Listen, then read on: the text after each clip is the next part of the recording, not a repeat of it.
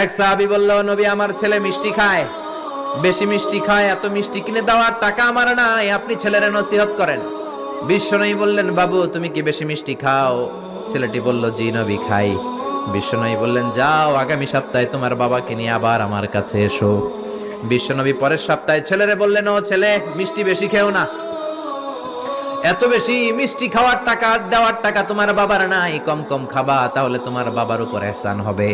ছেলের বাবা বলল, নবী এই কথা তো গত সপ্তাহে বলতে পারতেন। বিশ্বনবী বললেন, কেমন করে বলি, কারণ আমি নবী তো মিষ্টি পছন্দ করি। এক সপ্তাহের ব্যবধানে নিজের অভ্যাসটাকে পাল্টালাম, মিষ্টি কম কম খাওয়া শুরু করলাম, আগে নিজে আমল করলাম, তারপরে তোমার ছেলেরে বললাম।